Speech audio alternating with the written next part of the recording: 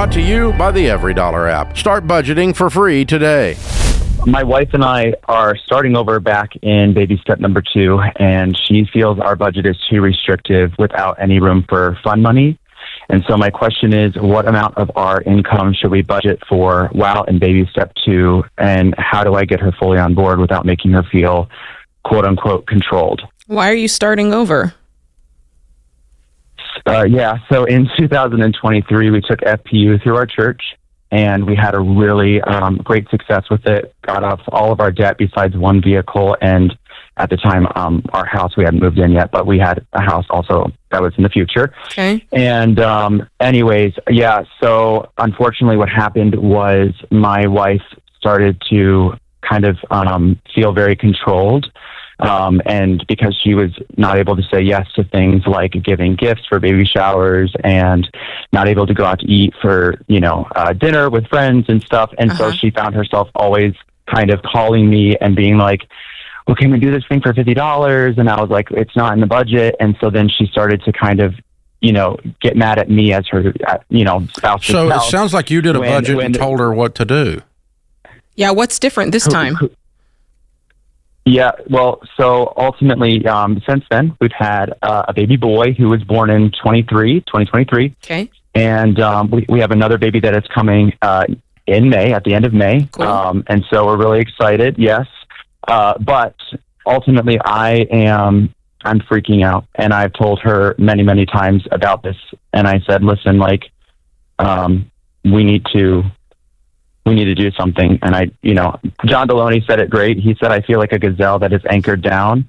And that's genuinely like how I feel. Right. So, but what changed with your wife? We know how you feel. Nothing. She's never been on board. Yeah, it's always been kind of my idea to do this. And she's been supportive at times, of course. No, she's not. It's only to a point, right? She doesn't want to feel that until sacrifice. She hears the word no. She's supportive. She's not involved at all. Can you tell us more what the debt is and your income so we can see a clearer picture? Yeah, the debt's pretty bad. So credit card debt, we have $19,300. Okay. Cars, we're at $64,000. Can you break them down, 1 and 2? Yeah, yep. Car 1 is $27,000, and car 2 is $37,000. Okay. Car 2 is hers, and you bought it since you went through FPU. Yes, that is correct. Is it a minivan? Yes. No, SUV. It's a Tesla. Okay. Yeah. And can you tell me what they're worth? What's the $27,000 one worth? I don't know. I think the $27,000 one is a Hyundai Santa Fe, so it's probably 18 to 20. Okay. So did you have that prior to FPU? Yes. Okay. And the 37, what do you think? It's fairly new. It's fairly new. It's probably you probably could get 28 for it to 30. Oh, gosh. So Hayden, here's the deal. Okay. She's not involved in this at all emotionally. And so you've become her parent, and she doesn't like it when you tell her no, she can't go to the movies. No, I can't do this. Mm-hmm. And you're getting tired of being the parent.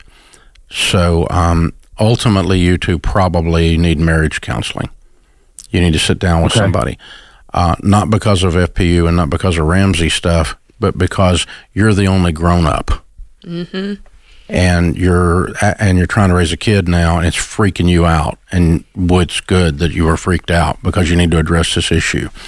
And so she's because and a part of that goes all the way back to when you all were in Financial Peace University. She went against her will because her husband begged her to, and she loves her husband, and she wanted to try to do what he wanted to do. She went in there and listened, but she did not buy into a different future that you saw. And once she gets the why you're wanting to do this, why you're wanting to do this, why you're freaking out, then the how will change. But until she's in agreement with you about the future vision of where we want to go and why we want to go there, you're going to struggle. And you didn't have the marital chops to defeat a $37,000 car purchase that was absolutely asinine. It's asinine. Yeah. And you knew it when you did it. But you went along with it, trying to make someone happy by buying them stuff.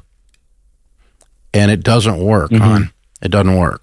So if you can't get with her and the two of you say, number one, I'm freaked out, honey. I'm carrying all the stress and all the load of these ridiculous purchases that I have allowed to be made in this house, and I'm freaking out, and I'm not doing it anymore. Number one. Number two, the two of us need to start thinking about what our future looks like in HD and what it's going to take for us to get to that future. If we cannot get aligned on that in the next 10 days, we need to sit down with a marriage counselor, because I'm not going to be your daddy until you know anymore. And I'm not going to participate in a situation where you're whining to your daddy that his budget is too restrictive, because you're imposing this on her, and she's not got any adult ownership in the sacrifice that has to occur for you all to swim on this, because you need to sell her car yesterday. It should have never been purchased. Okay. And you guys need to get on beans and rice and beans, and don't talk to me about baby showers when you've got debt up around your neck and you got a 1-year-old. The only baby shower is showering this kid in food and diapers. That's it. Right. Your kid, not other people's kids. And don't talk to me about your Instagram life. I couldn't give a crap less about your Instagram life. But that's me being mean and forceful, because that's what I see in your all's lives. You guys have, you've got to want a bright future more than you want a false present. That's right. Yeah. My guess is there's something behind this. I think Dave is right. You go to counseling, you're going to figure out what that is, because there is something stopping her from wanting to go all in on this. And usually we see, Dave, that kids kind of trigger something in you. It's not done that for her. So my guess is there's something deeper in here. And I do think that counseling is going to reveal that. But at the end of the day, like, we're the only ones that can change. You can't make somebody change. So she's got to get onto it. Yeah. You've been talking about what way too much and not why. Why? Mm-hmm. And you've got to work on that. And then she's going to have to take an adult position in this relationship where we sacrifice together for the greater good of our overall family. Not, I want something. You got a long life if you don't fix this, dude. This is The Ramsey Show. Create your free every dollar budget today, the simplest way to budget for your life. Brought to you by the Every Dollar app. Start budgeting for free today. Mike is in Phoenix up next. Mike, welcome to the show. Hello, how you doing? Doing pretty well. How are you? I'm doing good. Thanks for taking the call. Like listening to you guys, and I'm surprised I got a call in, or was able to get accepted. So that's cool. Welcome. Yeah, thank you. So throughout my life, been a pretty good saver. Followed Dave Ramsey's path and was at baby step 4. But currently, it's not looking good. Purchased a house last year, and I found out that it's filled with mold. And it's pretty bad as far as options. So right now, my family, we're looking at possibly having to walk away from the home just because kind of ran out of options. And just, I love listening to you guys all the time, so just figured, maybe they might have some advice on maybe some next steps to take. What are your current walkaway options? What does that look like? Short sale. Just because, foreclosure would be an option too, but short sale is definitely a better option from what how much damage is it? What is are you getting quotes on what it would take to remediate or fix it? That's correct. Yes, it's pretty extensive. It is. I'd be so underneath, upside down in the house if I were to do the repairs. Is it everywhere? Tell me, paint the picture. Yeah, it is everywhere. We do suspect that there was fraudulent activities going on in the home prior. It was, it was hidden pretty good. Not pretty good, actually hidden really well. And you've got a professional mold inspection already done? Correct, and a hygienist. And, I did all the proper precautions pre-purchasing the home. And the home inspector found a minor spot, in an area that wasn't even in that general vicinity. So, that's kind of, sometimes you'll find that with purchases. So, you figured, all right, that's not, we could deal with that. But then after moving in the house within just a few weeks, and things started to show up, that weren't in the area of concern, and just started getting real concerned. So that at that point, we, had a mold remediation company come out and do an invasive inspection, just because home inspections are non-invasive. Yeah, as I learned, So you're telling me though the seller knowingly concealed this mold problem and provided false information. That's what we're suspecting. If that's the case, I would be going to a real estate attorney. I think you could have a case here. What did they say? We've already gone down that path. And then the other thing is just my concerns. Like I want to speak with you guys in regards to more information. I've just been kind of nervous just because there is a process that I have gone down some of the routes that you just discussed. So that's one of the things that I don't want to say the wrong thing, or what I mean, and that kind of sure. I mean, I don't think you have any recourse here except legal recourse. Right. I'd rather you fight this thing, and in the meantime, you're going to have to find a different living situation. I wouldn't be living in that house with my family. Right. Yeah. But I would be looking at all the options and seeing your legal rights are going to be the big piece of this equation to see if they'll, compensate to basically gut this home and do the mold remediation. Right. And just for buyers, I really am. I'm a nervous buyer now. Like buying the next home is so nerve wracking. Oh yeah, you got some trauma now. Well, but let me say this: I ran into a situation with our current home, and it was a crazy situation. We were just doing some basic remodeling and found a wall with a good amount of mold on it, and it was coming from an area off of the roof that had not been flashed properly. And so once we figured it out where it was coming from, then we were able to address the situation. And it costs a lot of money. I mean, it nowhere near what you're dealing with. But speaking to you moving forward, I mean, a really good inspector, and you're checking for it. Mold comes from water. So where was the water coming from? And you've got some experience now. So, oh, yeah. And it's from fraudulent activities, too, that we suspect that it's not a natural experience that homes go through. What does that mean? That's my drift. Or are they we don't know drugs what you mean. Are they spraying the walls on purpose? I don't understand what that means. So as far as what we suspect is, growing. Okay, so they have. It's not a greenhouse, but they were treating it like a greenhouse and extra moisture to grow illegal. Okay, yeah, there you go. That's what we're suspecting. All right then. So my friend, let's focus on the future here. That's all right.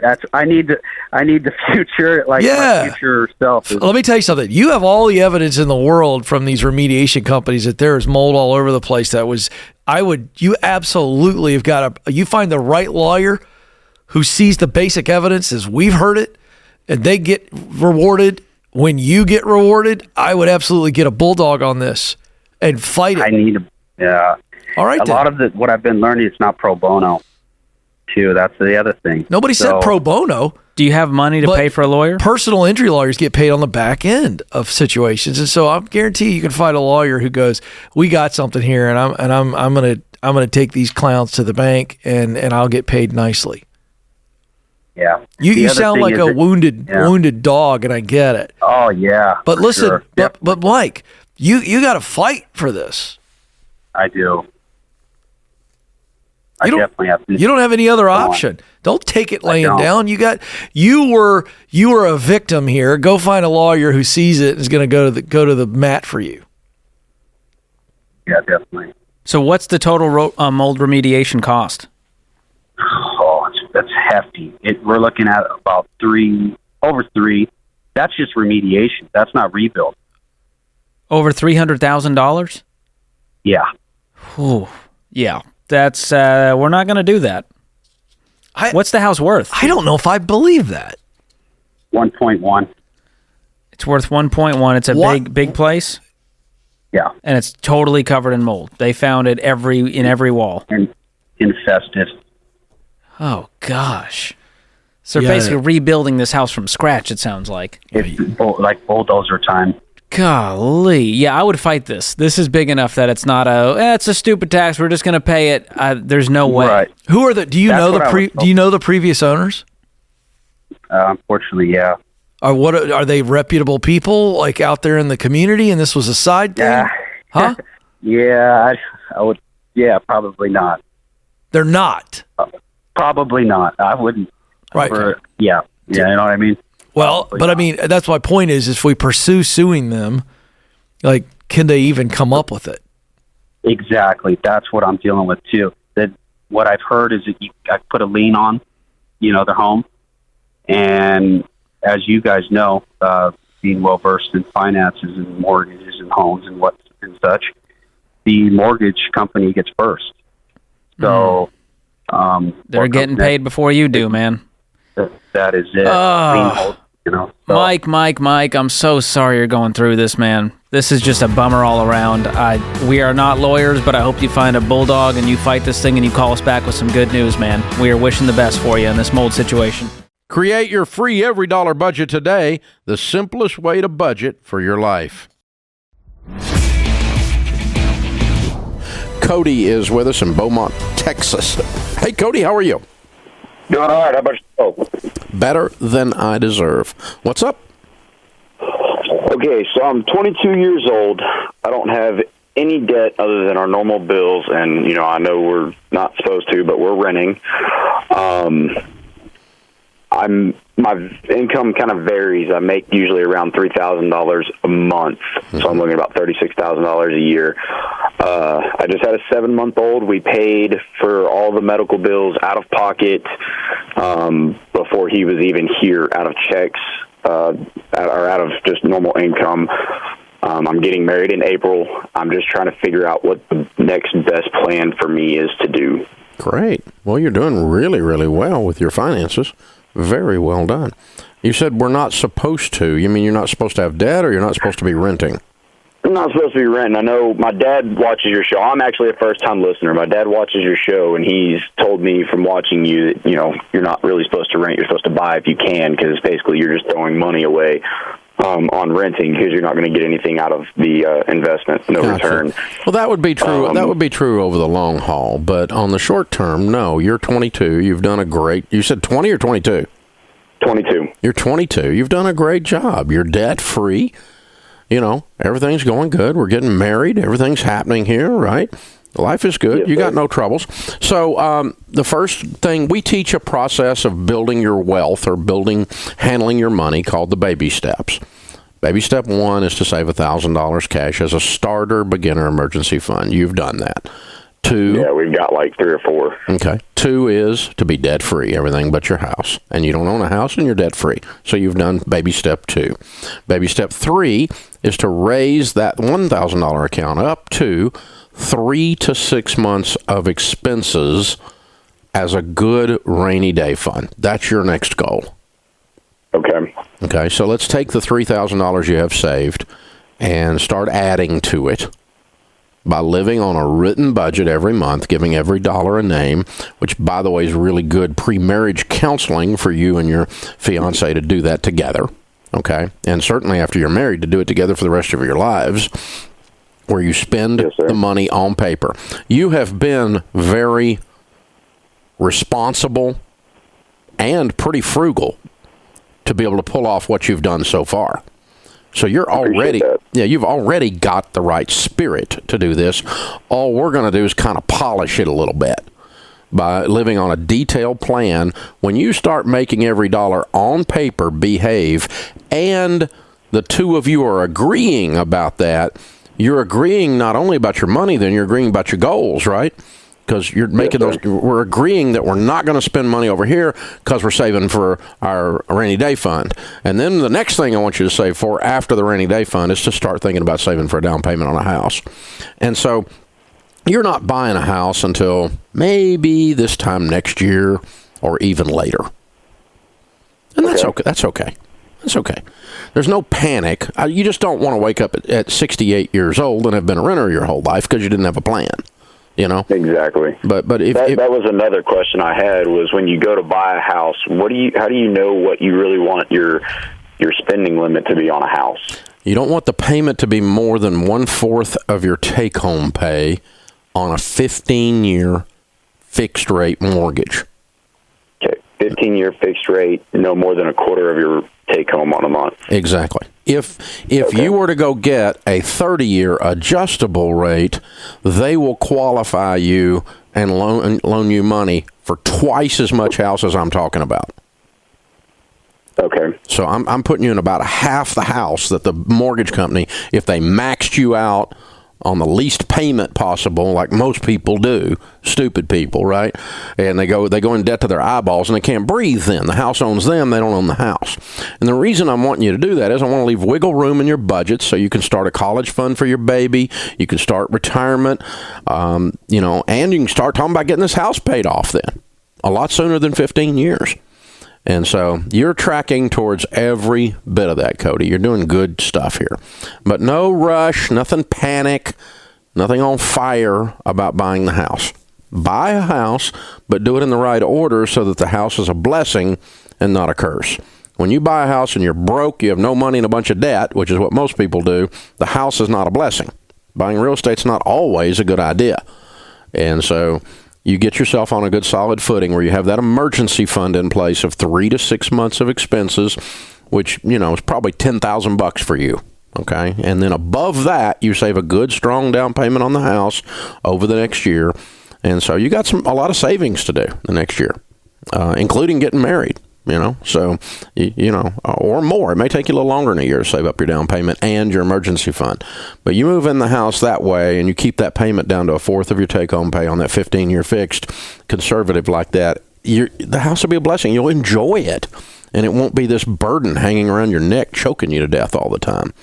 Hey, man, thanks for the call. Hang on. I'm going to give you a copy of the book, The Total Money Makeover, which explains this whole process in detail, because you are definitely on fire. You're ready, and this will walk you through exactly what to do.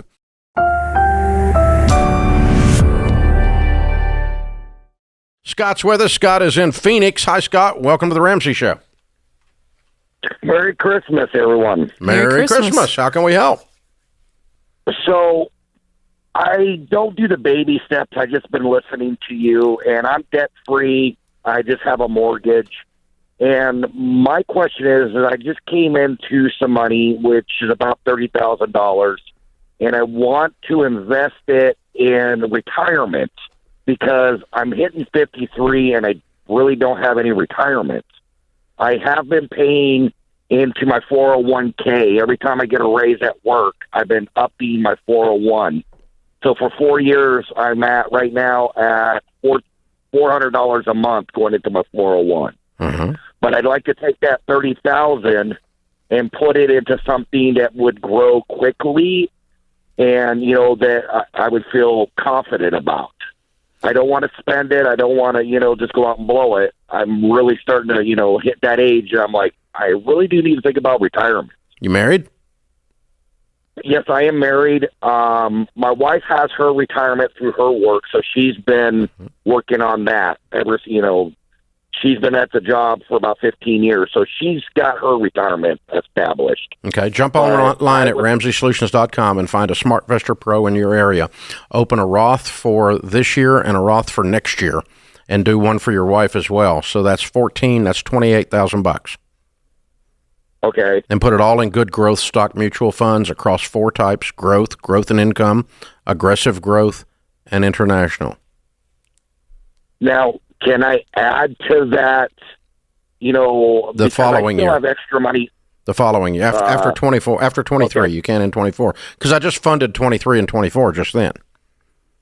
Okay, because I want to be able to, because I have extra money left over since I'm not in debt anymore. I want you to throw that towards your mortgage. Okay. Yeah, I want to get 15% of your household income going into retirement. Throw everything else towards your mortgage.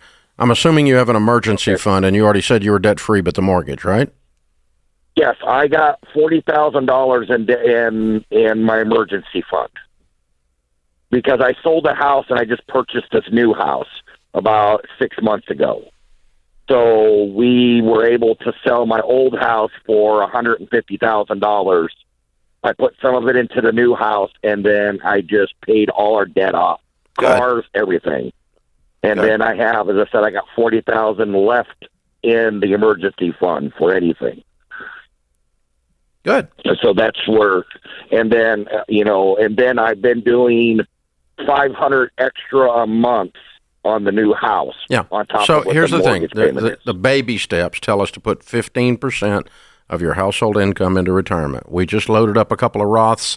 You've already got your 401 and your wife's 401 going. So I'm going to guess and say you're probably getting up to that 15% or beyond. Beyond that, anything I can find in my mortgage, I want to get this house paid off, because the two key things that we find that cause people to be millionaires, and it's not long from now for you, you're going to be there pretty quick, is a loaded up retirement account or retirement accounts and a paid for mortgage.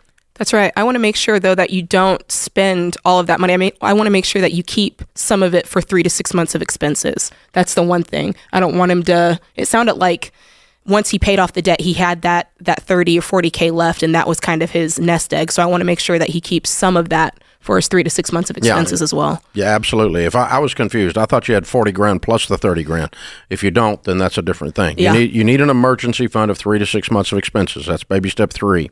4 is you're going to put 15% of your income into retirement between Roth IRAs, 401k for you, 401k for your wife. Add it all up, 0.15 times your annual income, and you need to be there and no more.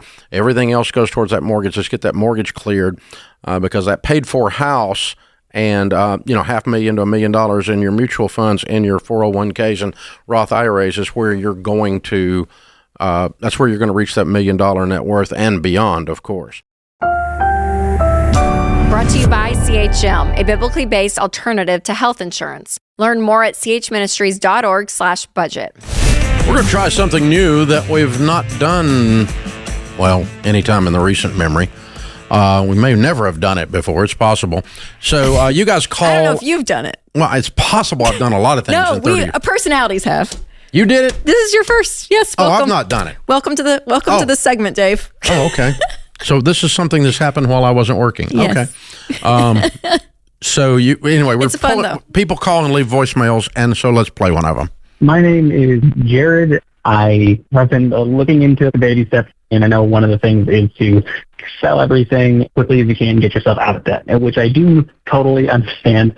I have about $16,000 saved up, and I also do have debt, and I was wondering, why does it feel better to have that safety net of the 16 than pay off the amount of debt, even though I totally understand numbers-wise that the debt is costing me more than the savings is keeping me in savings.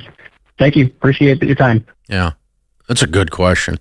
It does feel better to have the $16,000 and have the debt, because you have the illusion of security. You have the illusion that you're safe, and it's an illusion because over a 20-year period of time you're not safe because you're broke and in debt. But you've got this sense that in the moment, if something happened, and that because it's true, if you had a $5,000 car engine blow up and you've only got $1,000, you're not safe. But what you also don't realize is that because you're carrying all this debt, you're not safe. That's right, yeah. But your emotions, because you're a saver, Jared, tell you that as a saver, I'm safer if I have savings than.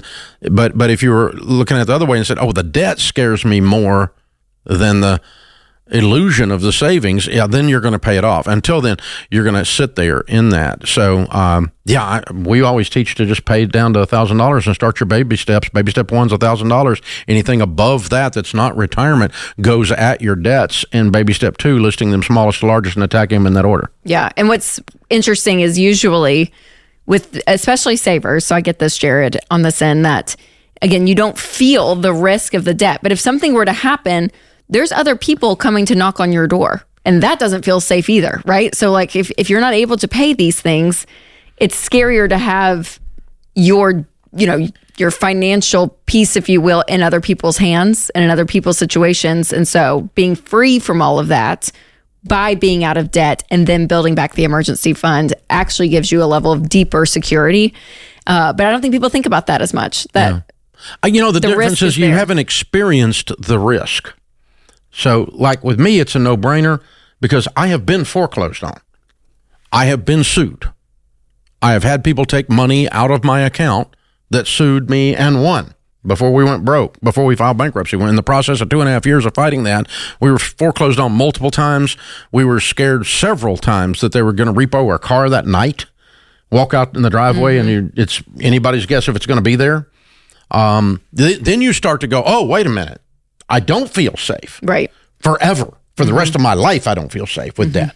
And so that's what I mean by it's an illusion. I've got that benefit of that experience because whatever sense I had that debt was okay was completely stripped away by the extreme experience we went through. Okay, play the next one, James.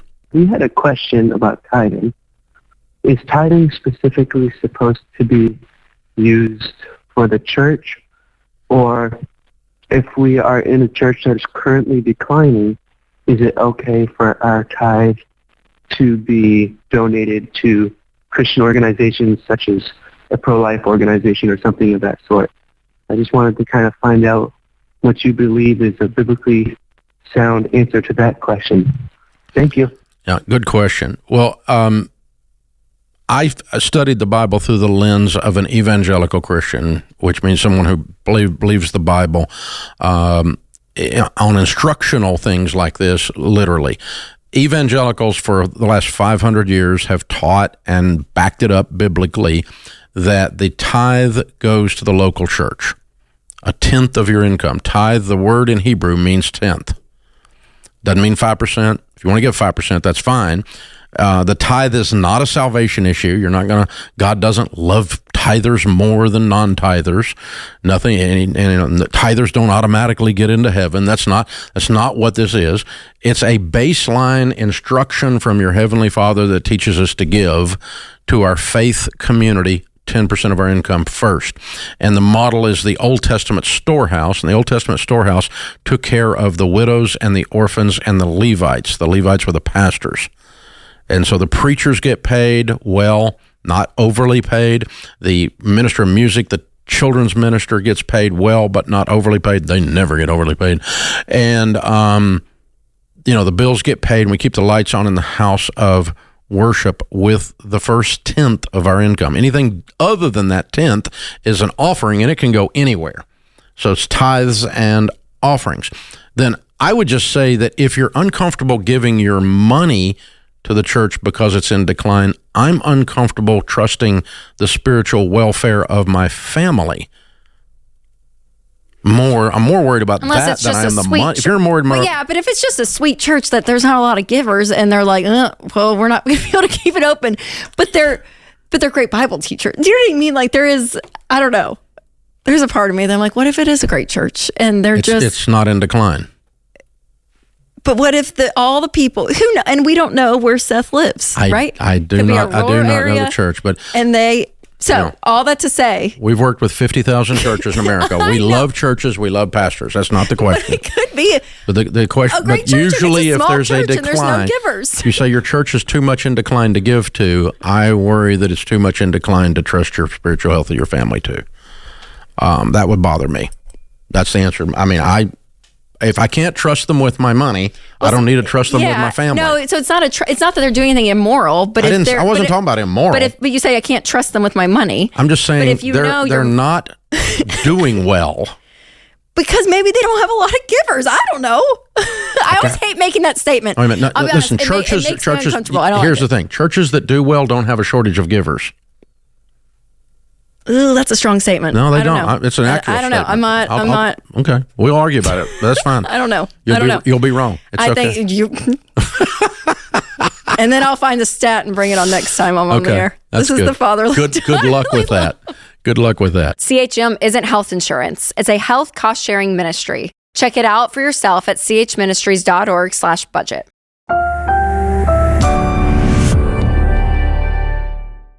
Chris is with us. Chris is in Fort Worth, Texas. Hi, Chris. How are you?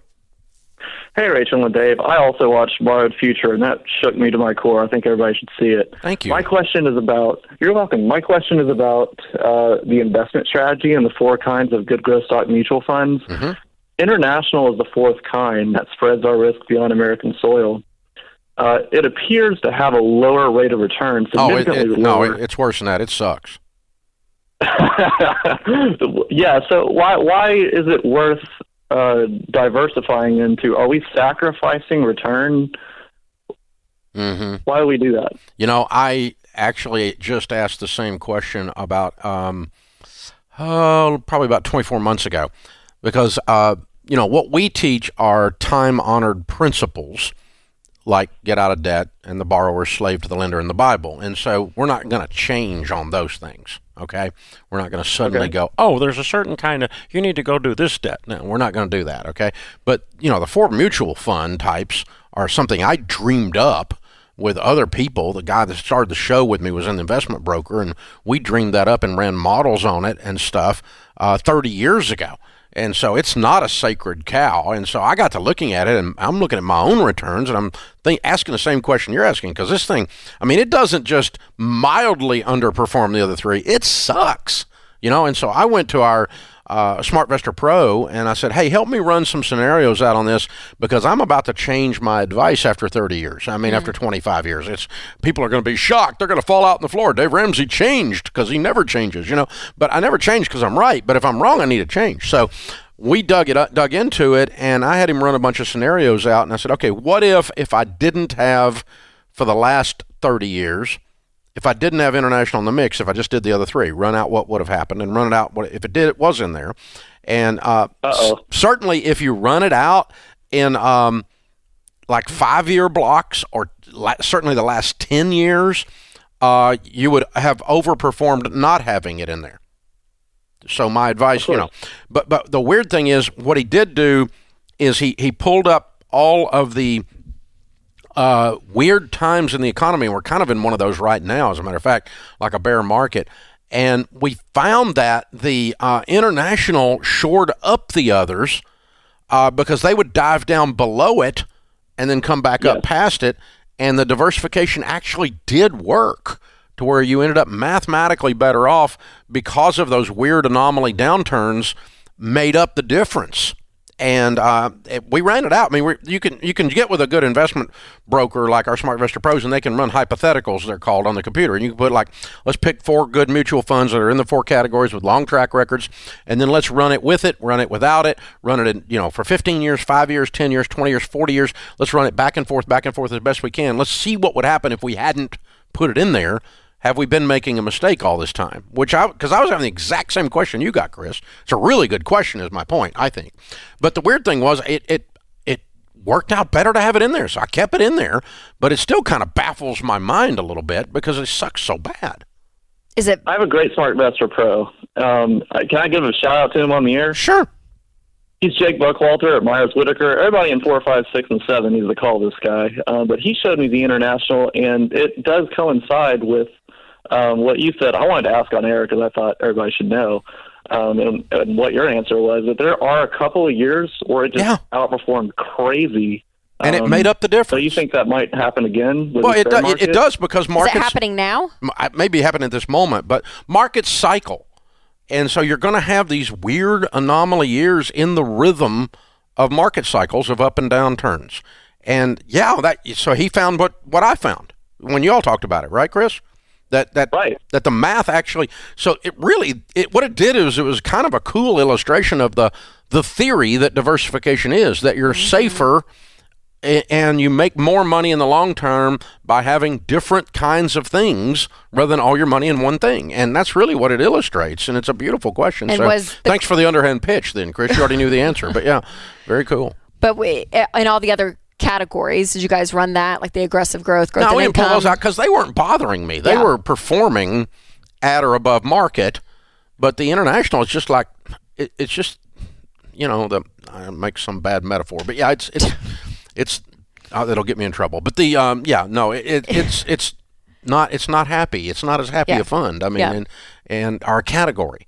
But there's a weird thing that some of these it's a foreign market stock that you're buying, and things are happening in those markets in a Germany or that aren't happening here at the same time. But with this downturn, because it feels more with inflation, all of it, it's a global. Yeah, but a lot of it is global. Sometimes you'll have a global upheaval, but yet the international the still. Particular profitability of those particular companies in that it's not exactly inverse to every negative thing. Right.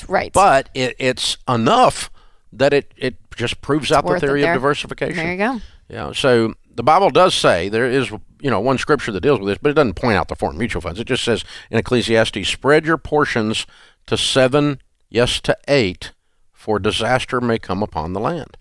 And you can fill in the blank on disaster, whether it's COVID or planes flying into towers or 2008 bubble bursts or the Great Depression or whatever. But if you have all your money in one thing, some duber drops the basket on that thing, then you're screwed. Yeah. And so the diversification is just a general biblical concept. And, we knew in the investment world 30 years ago when I started doing all this stuff that you don't put all your money in one category. Because if you did, you would just pick aggressive growth because it's always got the highest rate of return. Right, totally. But it's got exciting, yeah. Yeah, it's really exciting, but it's really exciting going down too. Mm-hmm. Feeling it all. Yeah. So you don't take into consideration the volatility and the offset and the other stuff. So it's a very interesting question, and I appreciate you bringing it up also to tell folk so we can say out loud that there are things we don't change around here, and we're not going to change. And I saw you answer a thing on Instagram like, you just give your dad the same advice because it's right. You don't need to change it. But except for the crap stable, but it's fine. Except for the crab stable and the Tesla. But other than that, so there has to be some rebellion in the middle child. But just a little bit. But aside from that, the principles don't change. The processes in your life should always change. The principle is you need to balance your checkbook. Even if there's an internet that allows you to do all your banking online, you still need to reconcile to balance your checkbook. Or it may not be a checkbook anymore. It may not be a checkbook. It's a checking account, but the idea is, yes. In the old days, we got out and, they sent us all our checks back in the mail. We would mark them down, and then we would spend all this time with a little 10-key calculator trying to make sure we hadn't missed a check and weren't out of reconciliation with the bank, weren't out of balance with what we thought we had versus what we really had. And you still need to do that stuff. You still need to keep track of your dadgum money. That doesn't change. But how you do it, you still need to be investing and diversifying. But how you do it could change. But in this case, it worked out that it didn't need to change. This is The Ramsey Show. Brought to you by the EveryDollar app. Start budgeting for free today. I'm about to finish school, and me and my fiance are currently going to be about $700,000 in debt. And now that I'm finishing up, Lord, I'm starting to get a little worried. I'm worried, and I just met you. What are you? Who's the doctor? Who's the lawyer? So I am finishing law school here tomorrow, actually, and my girlfriend is in her third year of medical school. Oh, my gosh. Both of you, okay. So you're not done. Like for her, she still has schooling to go, and this could even get greater, right? So these are so her debt is what it will be at the end. So her debt currently is less. That calculation is with. When are you supposed to get married? We are planning to get married next May.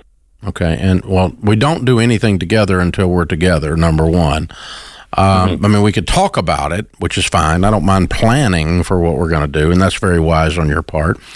But you're graduating now. Yes, sir. And you're going to sit for the bar this summer. Yes, sir, in July. Okay, good.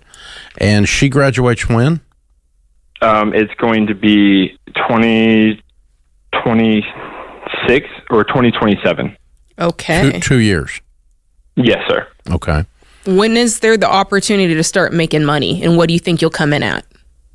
So, God willing, I will pass the July bar, and September is when I would get those results.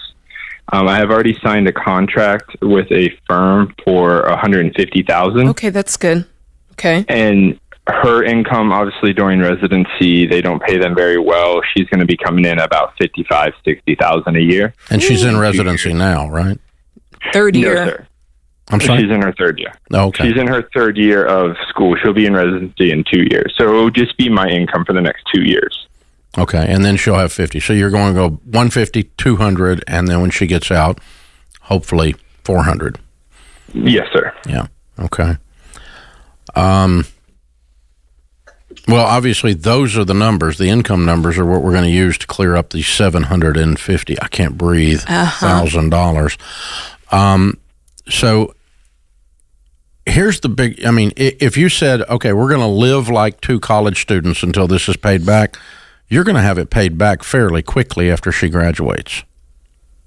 That is that's the goal. And one of the questions I was wondering, so out of that $700,000, $350,000 of that is the student loan. The other $350,000 is the mortgage that I have on a property that we live in. Oh, so $350,000. I thought you had a. Okay. Oh, I thought $750,000 in student loans. I'm feeling much better now, but not that much better.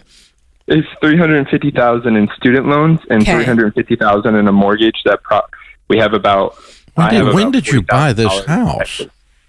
So I bought this at the beginning of law school. Oh boy! How have you paid for it? I've been working and living off of student loans. Oh, you've been paying for the house on student loans? Yeah. The rental market down here when I came to law school. What's the house worth, James? The house is worth currently around $390,000-$400,000. Oh, so you owe almost on it what it's worth, and you've owned it 3 years? No, I mean, so the way the loan is not through a bank; it is through a family member.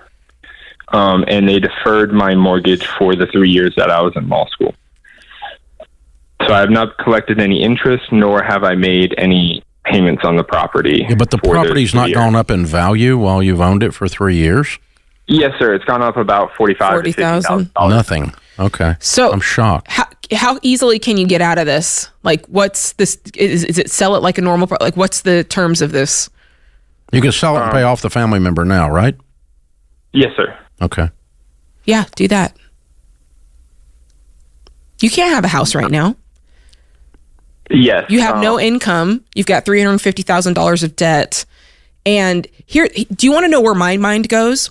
In July, when you have to sit for the bar and you realize the stress and the pressure that's going to be on you, do you see what I'm saying? That plays into how you're going to test. It plays into everything. So if I'm in your shoes, I'm trying to offload half of this debt immediately so I can go sit for this bar and realize that I can have, do you see what I'm saying? And alleviate some of that pressure along with some of the debt, because this is a scary situation. Get you a 1-bedroom apartment, dude, and eat beans and rice and go to law and go to work as a lawyer making $150 and start cleaning up the remaining debt. We just got rid of half of it by selling it off.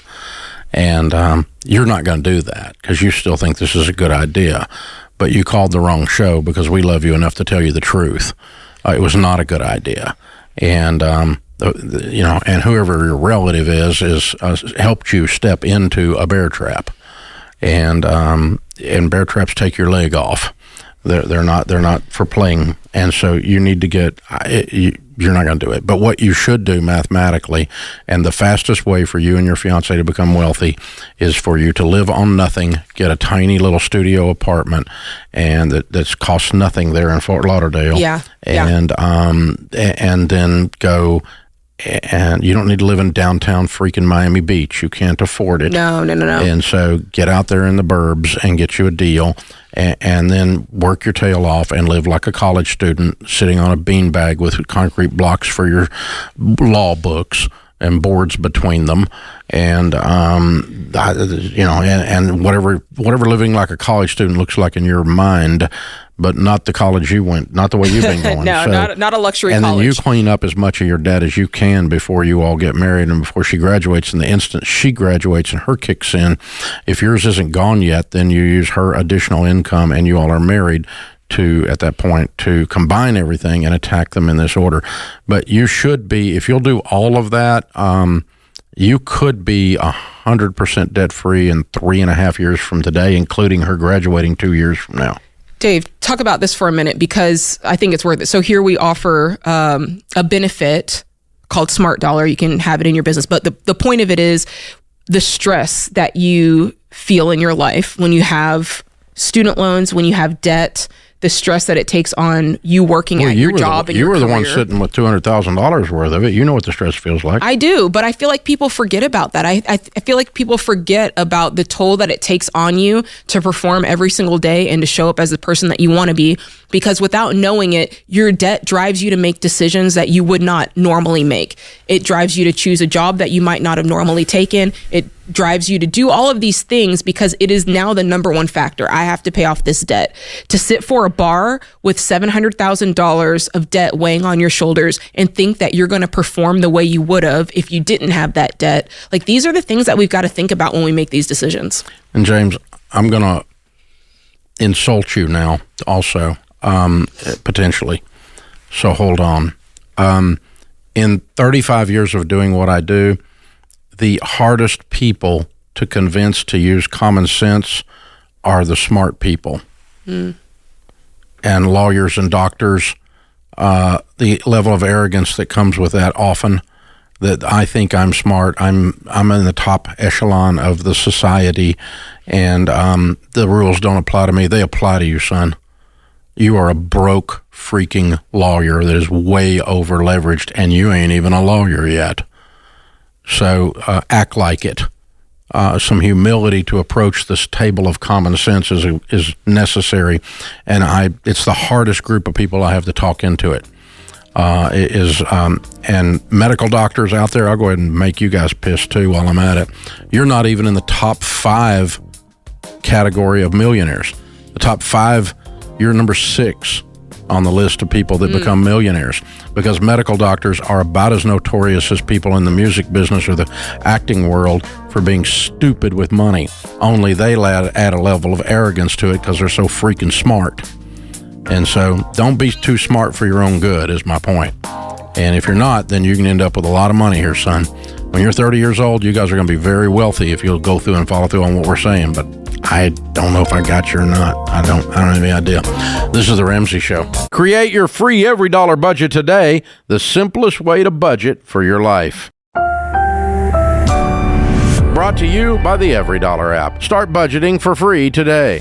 Well, so I just have a couple of questions for you. I'm around $785,000 in debt, and I have an idea of how to tackle it, but my wife is on board with my idea. So I just wanted to get your advice on how to tackle this and what you would do in my situation. Is that including a house? It is. So it's a primary that I owe $450 on, and I have a secondary house that we moved. It was our primary, so we're still within that window of capital gains if we were to sell. But I owe $192 on that one. What's it worth? It's worth about $325. Okay, and what's the $450? The house you owe $450. What's it worth? Around $490. We just bought it less than a year ago, so it has. All right. And so you've got $200, $650, which leaves $135 in other debt. What is that? Yeah, so 2 of them are vehicles. About $40,000 of it is our vehicles. One for me and one for my wife. About $15,000 is personal debt. 6 of it's a credit card, and 9 of it is a personal loan, and $29,000 on a student loan. Yeah, you guys are seriously broke. What do y'all make? Yeah, we are combined. So my wife is a stay-at-home mom, but I make my base salary, my W-2 is $175,000. and I have about $20,000 in gross rental income from that first property. Okay, so you make about $200 a year. Yes. Mm-hmm. Okay, all right. And why can't y'all live on that? Well, I think it's lifestyle creep because it's it's been less than a year ago my salary doubled, and I think we just kind of went crazy. So what is it? What is it you're wanting to do that your wife is not in tune with? So I'm wanting to sell that rental property before the capital gains becomes an issue. Use that to clear out all of our consumer debt, and then just start tackling our primary mortgage with the snowball. Why doesn't she want to do that? Well, it's next to some relatives. Our primary home's next to some relatives, and we're kind of using. Who are the some relatives? Her parents? No, they're my brother and his wife, and they're pretty close. His wife and her are pretty close. So that means you have to own a rental property next door? That's kind of where I'm at with this whole thing. Well, what does she say? What is that the reason? It's a safety net, really, because we just picked up. How is it a safety net? You guys are freaking broke. Yeah, that's really what I'm trying to get across to her. Is just Has she seen the numbers? Have you laid out the way you just laid it out with us? Have you sat and said, "Look, honey, here's where we're at"? Have you guys done that? We have. Her and I both come from traditional backgrounds of living on consumer debt with our families. And her idea of never being in debt is just that it's not possible to do. And, after finding... Well, it's pretty possible if you sell the rental house. That's why is it not possible? Of course it's possible. It's just you don't want to do it. One of the crutches is that 2.5% interest rate that we have on that thing. And it's just... which is such a blessing. Because y'all are freaking starving to death, making $200,000 and spending like you're in Congress.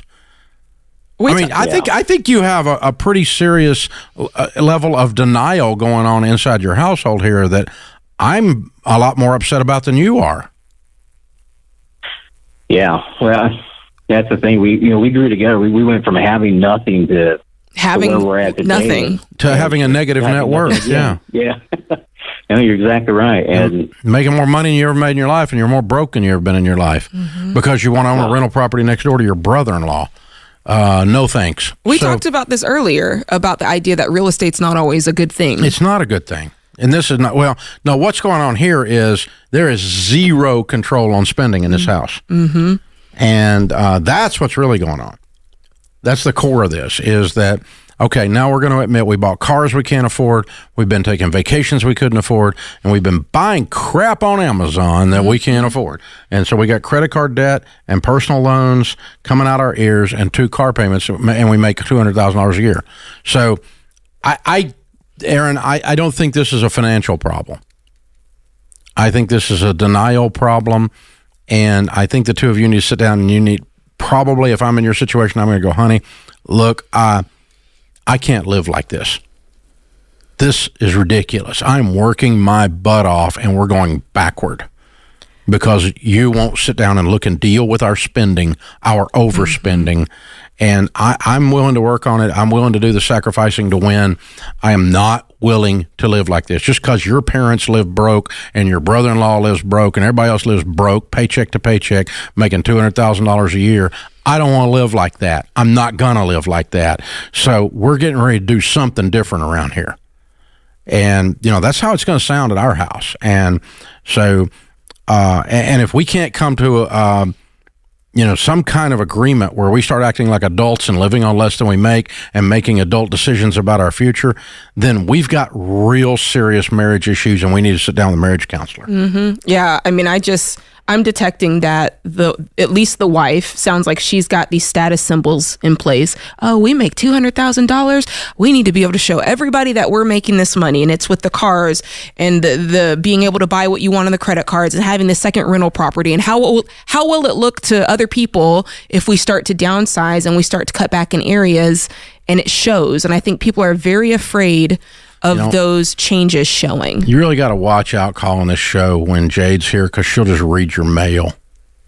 You just nailed that. That's exactly what's going on. She exactly really cares about what people think. And here's the thing. You're going to be broke your whole life. You're going to work your whole life and be broke when you do that. Not just Aaron, but anybody who's following this plan. Because one of the benefits of going broke is, when I went broke, is I lost my need to make you people happy. If you know what I drove today? A really nice car. You know why I drove it? It's because what I want to drive. I don't care if any of you know I've got it or see it. I enjoy driving the freaking car. It's none of your dadgum business. I used to, when I was an immature little twit, drove a car because I wanted people to see me driving that car. Mm-hmm. There's a lot of difference. And one will make you broke and one will make you rich. Not caring what people think is a superpower. Whew, man, it's right next to common sense. It's like the whole council of superpowers right there. Create your free every dollar budget today, the simplest way to budget for your life. Brought to you by Xander Insurance. Compare rates from top term life insurance companies in seconds at Xander.com. I'm just calling for some advice. My wife had gotten pregnant, and due to her job, she couldn't work while pregnant. So due to that, we ended up getting behind on our house note, and we have about $20,000 in debt. And I was just wondering, where should I go from here? How much is your house payment? It's $2,100 a month. What do you make? Last year I made about $75,000. Okay, so you're taking home about $4,000. Yeah. How many payments are you behind? I'm behind $18,000. So I don't know the month. I think around 9 months. Yeah. When's your baby coming, honey? We've had her already. My wife went back to work Thursday. Oh, good. She's 3 months old. Yeah. Okay. So what's your wife make? She brings home, but she's working less hours now, so she's going to be bringing home about 45 this year. Okay. She's working less hours because she has a 3-month-old? Correct. Yeah, she's going to be working part-time now. Who's the baby staying with? Us. Oh, so at her work, they have a playhouse that she pays $180 a week for. Can she work more since there's a playhouse there? No, the playhouse isn't open on Fridays. That's the issue. So she's working all she can. 4 days a week instead of 5? Correct. Okay. What's the mortgage company told you? I actually just got off the phone with them. They were telling me, that we're not in active foreclosure, but it's going to be coming soon if we do something about it. Yeah. Is it an FHA, a VA, or a conventional mortgage? It's FHA. Okay. Yeah, you're due. You're due for them to start coming now. What's the house worth? I only recommend term life insurance because it's simple, affordable coverage, and you should get it only from Xander Insurance because they work for you, not the insurance companies. Xander compares all the top term plans to save you money so you don't get ripped off with insurance that they market like a so-called investment. Term from Xander is the only life insurance I would get from my family. It's all I've ever bought and all I've ever recommended. Go to Xander.com or call 800-356-4282. What's the house worth? About $250. And what do you owe on it? $225. What other debt do you have? I have a car debt that's $8,000. Some credit cards, the total is about $3,000. You behind on everything else? I'm not behind on anything else, no, sir. Okay. What's that car worth? You owe 8 on it. What could you sell it for? Like 5. You're underwater on that? Yeah, it's been an accident, so you got anything else? You got anything you can sell to help with this $18K? I don't, but I am. So I'm going. My job recently asked me if I wanted to go to Florida for 2 months, which is gonna. I should be making around $30,000 for the next 2 months. It's with per diem and stuff, so that'll definitely help out a lot. You can make an extra 30, or you can make $30,000 in 2 months. Yeah. Yes, sir. And she can be at home working and keep bills covered at home. Correct. Well, then you can be current before you get foreclosed on. Okay. Right? Yes, sir. mean, if you make 30 and it takes 18, now it takes 20 because we got another month involved, right? It takes 20 to get you current. And you make 30, I think we got it covered because it takes 30 days to foreclose minimum, and they hadn't even started. Yeah, I haven't even received the breach letter. They were saying after the breach letter, it's 65 days before it goes into active foreclosure or something. Okay, so you've got 90 days. Mm-hmm. You got 3 months, and in 2 months you can make $30,000 to catch it up. Right. Well, I'm not leaving till the end of this month, so it'll be right at 3 months that I make the money. So May and June, you're bringing in this money. So here's what you can do then. All right, there's a process with a mortgage company called a forbearance. Mm-hmm. A forbearance is where you pay payments, double, triple payments, that kind of thing, until you're current, and that stops the foreclosure. HUD, FHA, requires that they attempt a forbearance before foreclosure if you request it. Okay. So you're going to request it. Okay. And I want you to set up a payment, a system where you pay double payments until you're current. But you're going to get current in 90 days anyway. Mm-hmm. You're going to pay it faster than that deal. Okay? Okay. Yep. So if you want to call them back and say, I want to do a forbearance of 2 payments a month beginning at the first of the month. Okay. Then I want you to pay it current as soon as you can, even though you made that deal. Does that make sense? Mm-hmm. I want you to pay it faster than that because you're going to have the money. Yeah. Is that all making sense to you? Yeah, that makes sense. Okay. You remember the word forbearance? Forbearance. You tell them your financial coach told you to do a forbearance because I'm your financial coach and I just told you to. Okay.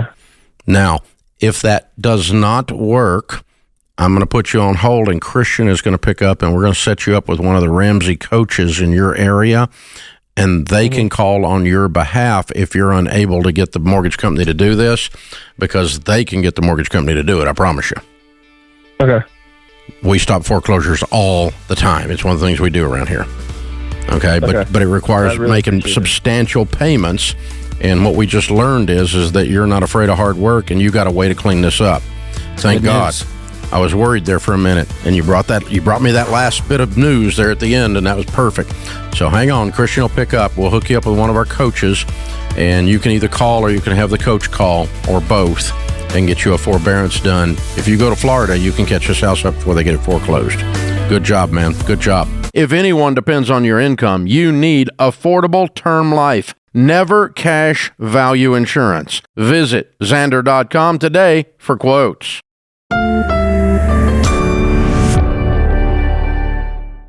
Dale is in Boise. Hi, Dale. Welcome to the Ramsey Show. Yeah, thank you for having me on. Sure. What's up? So I got a question for you. I mean, we pretty much have followed, all the baby steps, owned several pieces of property free and clear, pretty much dumped all our money into paying everything off. But here later in life, we decided to build a RV park because it seems to be kind of the trend.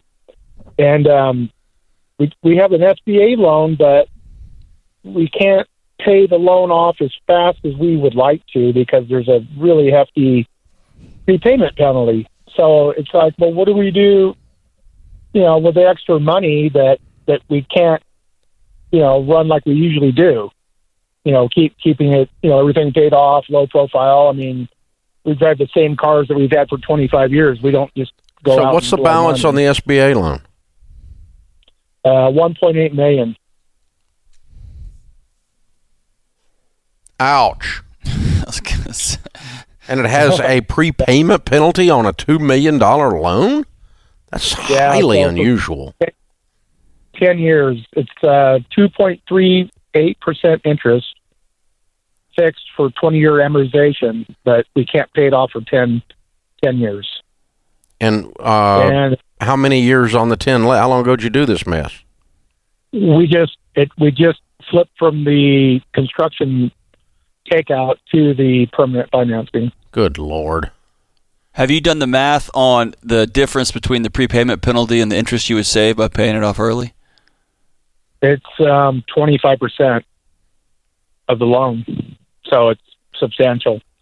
You're looking at $425,000 prepayment penalty. Good God Almighty! At what point in the process did you not stop and go, "This is a dumb butt idea"? Well, the cash flow makes it worthwhile of doing, but the hypothetically, longevity of unless nobody comes to an RV park because there's a pandemic, and then you go bankrupt. Well, and you took out a prepayment penalty of 25% and willingly, knowingly signed up for that. Wow, dude. Government at its finest. I mean, that's what. No, it's you. Can't blame the government, the bro. government didn't have a gun to your head. You signed the paper. The lender can make up whatever wacko terms they want to. You signed it. You have feet to walk away, and you're supposed to use them. Man. Oh, my God. All right. So do you have any money? Very little cash on hand right now.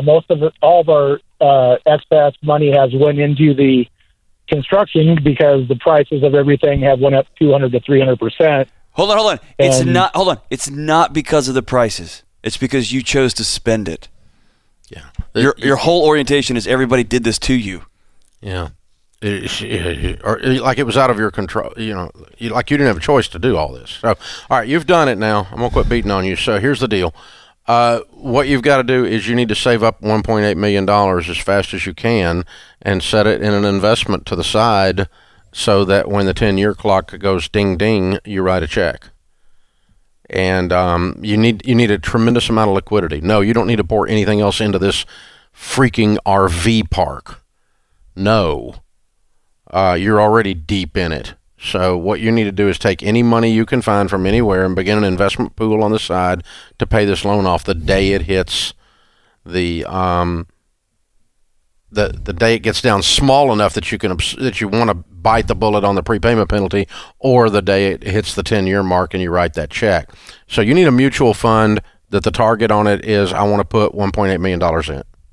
And you better hope that gas doesn't get up to $4.50 a barrel. I mean, a gallon. So again, that people quit taking their RVs out as much as they have for the last few years. Yeah. Again. Dang, man, that's heartbreaking. You're going to be stuck in your old cars for a season, man. You put yourself in a big old hole. Interest rates go up. You know what happens to RV sales? They stop. And when gas prices go up, people quit toting around the country. And so, man, yeah. We're just a barrel of good news today. But I'm telling you, anyway, man, but that's something good happened to you. Call today too. Yeah, call today too. The answer to your question is no. You don't put money back into the business. Yes, you pile money on the side as fast as you can pile it, as high as you can pile it, so you've got liquidity because you have a bigger mess on your hands than you perceive. And that's why we're both both of us, John and I, have a little panic in our voice that you are not experiencing in your body. And when that does hit your body someday, I want you to have a big pile of money because it's coming. Yeah. It's take ownership of your choices, brother. Take ownership. Brought to you by the EveryDollar app. Start budgeting for free today. Cliff is with us in Raleigh. Hi, Cliff. Welcome to the Ramsey Show. Thank you, and it's truly an honor to be on the air with you guys. You guys are amazing. Well, thank you. How can we help? Okay, so I'll try to be brief here. I have been saving. I have two kids that are 19 and 23. My son is a rising sophomore at college, and my daughter is in graduate school. She has one more semester to go. And thanks to you and some other good advice, I've been saving in a 529 plan since they were babies. Mm-hmm. So I had plenty of money to pay for most of the tuition, especially for my daughter, because she got scholarships as well. But anyway, now there's 2 years left of my son being in college and one more semester of my daughter in graduate school. And with my ex, I had it set up so that I paid half, like one full year was mine, the other full year was hers. But now she's saying that she doesn't have the money, or she's telling my son that, and so she's trying to force me to use all of my 529 savings, which is totally in my name. And in addition to that, my son, who's worked for the past 4 summers, he's saved about $10,000. She was trying to force him to drain his entire savings to pay for this last semester. So I feel kind of bad. Now we know why she's the ex. Very, very difficult. Most people you can talk to, but she didn't. It never was a conversation. It was always one way. So she's but broke. She makes over $100,000 a year. Yeah, she can still be broke. That much. That's true. Okay, so we got two issues. One, we've got an obstinate ex who's out of control, but that's not the real issue. You can't control the out of control obstinate ex. That's why she's the ex. So what are you gonna do? Well, I didn't tell her this, but I actually paid for my son's last semester fall semester. I told her that he used all his money so that she can't keep coming back to me to keep paying, So because if I'd have told her that, then she would say, "Oh, well, your dad can pay for this semester coming up." You see what I mean? Yeah. Yeah. All right. So we got to manipulate her because she's a manipulator. but aside from that, how much is in the 529? Total, there's about $28,000 between both 529 plans. Not enough to finish the school for all three. Correct. It's not enough. Correct. Okay. And then when it's out, if she doesn't pay, how are we getting out? That's my thing. I don't want them to be in debt. She can get loans. I don't want them to be in debt. Is anybody? Once again, you're trying to control her, but I keep reminding you she's the ex. We can't control her. We can only control what you do. So if you think telling her that she better meet her obligation by the court that she's supposed to pay, because it's a part of the divorce decree, right? No, they're both 18. There's no agreement. This is just you guys being adults. So exactly. Let's work this some out. Some of us are adults. How much more are they going to need to finish? Well, it'll be about $40,000. Okay, so we're $12,000 off. What do you make? Right now, I make about 70, which but in the past few years, I've made about half that. So I'm just now starting to make a little bit of money. And your son has how much? Well, he had $10,000 saved, which he still has it, but I'm hiding it. I get all that. I'm trying to figure out what the reality is, not the manipulation of the ex. You're spending a lot of energy worrying about her. I'm trying to get you to quit doing that. Yeah, because if you stop, he's got 10. You got 28. Right. That's 38. You need 40. $2,000. You're done. Right. You're done. It's not even a problem. You're done. Because here's the thing. You pretty much I know, and I've only been talking to you for about 80 seconds, that she's not going to pay. She's not going to do it. So I just need to get my son to drain his savings. Is she going to do it?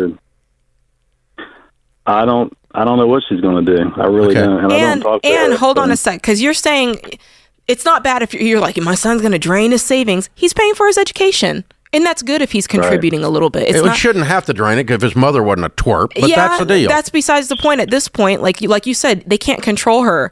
Right. And I truly don't. I would make a run at manipulating her and just saying, it's your turn.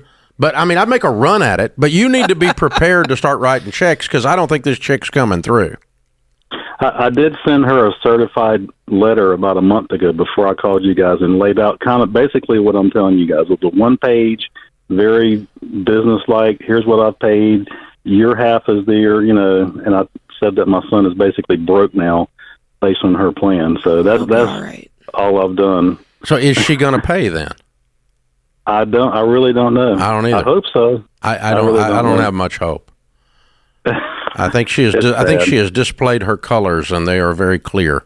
Yeah. But so what I would do is make a run at getting her to pay, but be mathematically and emotionally prepared to start writing the checks out of the 28 and out of the 10. Okay, that's helpful. That's painful, but that is helpful. Well, something you listen. Here's something. The you other could also option do. is your kid goes in debt because his mother's an idiot. Basically, and that's not okay. Yeah, not when he's got 10 and you got 28 and you need 40 to finish. You can do it. He can do it. Y'all can pull this off. It's not okay. So we're not going to leave the option of him going in debt because his mother goofed up is not on the plan. So he doesn't have to drain his savings. No, he uses his savings, like Jade said. It's called an investment in your education. You're paying for college. It'll be fun. Well, that's okay. I paid for part of my college. Most of it, as a matter of fact. Mm-hmm. I think almost all of it. But yeah, there you go. It's like, and I worked all the time. You start paying for college, you'll be more engaged than you've ever been because you know where your money's going. Yeah, there's that too. So yeah, Cliff, I think you're looking for justice, and I don't blame you for that, but I don't think justice is going to occur here. Justice is she stands up and goes, oh, I am his mom. I should keep my word. I should pay my half. I'm going to be a grown-up, an adult, and take care of my part of the bargain. I'm going to have integrity. But nothing you described about this woman indicates she's actually going to do that. If you have any hope of that, you have more hope than I do. Because everything you described about her describes someone that's not going to follow through on this. So she might, but I'd give it a shot at Yeah, you can give it a shot. jacking her up and getting her to do it. I don't care if she's mad. I mean, let's get her going. The thing is, like, that woman, I can tell that woman drives him crazy. And when she gets him wound up, he's just spinning his wheels trying to figure out, well, why won't she do this? Why? She's the X for a reason. Yeah. X. I'm like, stay far away. X. There's a reason. Just get distance. Create your free every dollar budget today, the simplest way to budget for your life. Brought to you by the Every Dollar app. Start budgeting for free today. I am 70 and working a great deal, trying very hard to make it possible to retire by 80. Recently, so this last year, I've had 2 offers from a company that would, if I followed those, they would probably make it possible for me to retire within a few years. But I feel a need to really this company, and I'm not sure how to go about that to be real thorough and making sure I'm not going to get myself into a big pickle. Another thing is that my husband would never approve of this, but he's in very poor health and doesn't expect to live long. What are we talking about? Whoa, what are we talking about?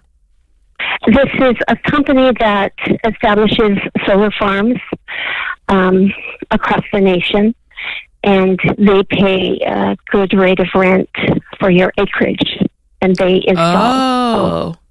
And you had 2 different offers from the same company. Mm-hmm. Okay. I mean, and this is basically they want to lease the land for 15 years, right? For 30 to 40 years. 30 to 40 years. Okay. All right. I've looked at these deals. I've had some friends that had some that were a little bit older than you, and the only question in the deal is twofold. Number one, you've got to make sure the company is solvent, and in the event of that they're strong financially, in other words, in the event they go bankrupt, obviously this lease is canceled, and then you've got a bunch of junk on your farm. Yes. Okay, that's got to be hauled off. It's very expensive to get rid of it. And so you've got to make sure this company's got 30 years worth of staying power financially. You're probably not going to be here 30 years. I doubt I'm living to 110, but but you might. But but you're leaving this mess for your heirs then. And my friend that was in their 80s was talking to their kids about what their kids wanted to do, because it really would only affect the 80-year-old for a period of time, right? That's true. And the kids would then have the issue with the family farm having a solar farm on it. So why would your husband not do it? Hey, George here with a quick interruption. If something were to happen to you tomorrow, would your family know where to find your life insurance policy, your will, even your Netflix password? Well, Knockbox solves that. It's a kit that organizes your financial accounts, estate plans, and everything your family would need all in one place. That way they don't have to hack into your laptop or locate some long-lost thumb drive. So leave them a legacy, not a scavenger hunt with Knockbox. Ramsey fans get the best discount available at knockbox.com/Ramsey. That's knockbox.com/Ramsey. Why would your husband not do it? He loves his farmland. Okay. Just that simple. Okay. The other downside is that you basically can do nothing with your piece of ground. It now has a lien against it. I mean, you could sell it, but it's still encumbered by this lease. It's a lien on the property. Yes. And so if someone wanted to buy it, they couldn't. They'd have to accept the lease as part of the equation. Yes. And so that's how our friend decided not to do it, because he didn't want he didn't want the farm tied up for the kids. What is the land worth? Currently about $3 million. And how many acres are there? It would be 45 acres. And how many? And what are they offering you for? And how much of it are they going to tie up? It would be most of it, all but about 6 acres. Wow. Well, it would be 45. We would be renting, but it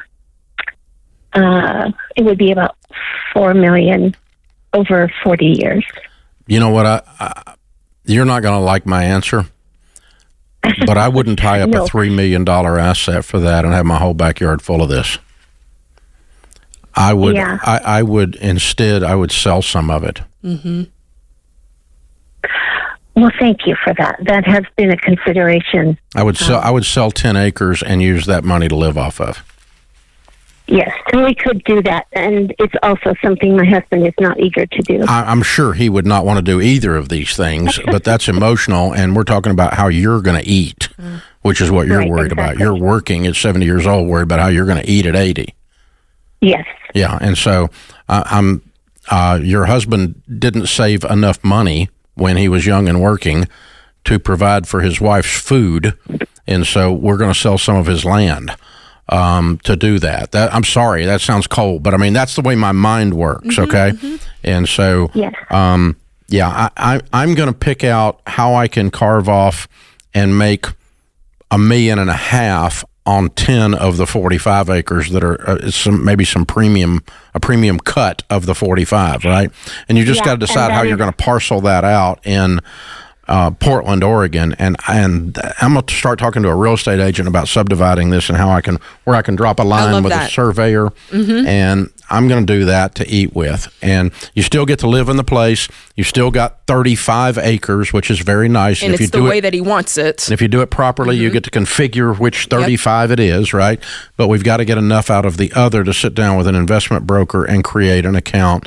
And if you did it right, you probably could get $1.5 million.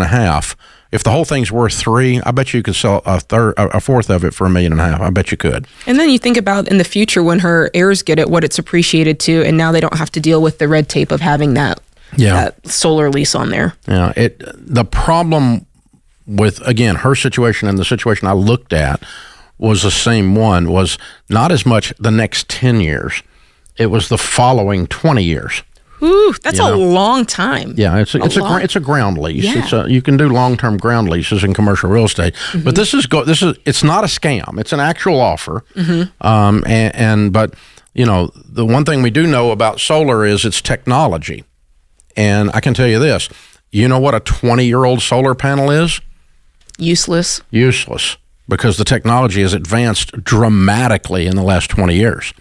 And so what you've got is, you've got something the size of a tractor trailer that's doing something that would that the size of a car would now do, right? Right. And so and they've got to dispose of that, and it's a big old bunch of junk to haul off. Holy smokes! And yet we bought it thinking, we're going to make all this money over all these years when people are buying solar. Now, you can buy solar. There's nothing wrong with buying solar. I don't have a problem with that. This is a different discussion here. This is people leasing her land. And then what they do is they sell it to the local, they sell the electricity is created to the local utility. Interesting. And that's where they make their money back. Yeah, it just didn't feel like a fair deal. $4 million over 40 years for a piece that's worth $3 million today felt... I'd want more. At the very least, I'd want more money out of the deal. Well, you still own the ground, but you can't do anything with it. That's what I'm saying. So at that point, like you said, it's kind of useless at that point. So yeah, exactly. Good discussion. It's the lien against it. It's an interesting discussion. I've not had that on the air before. Create your free every dollar budget today. The simplest way to budget for your life.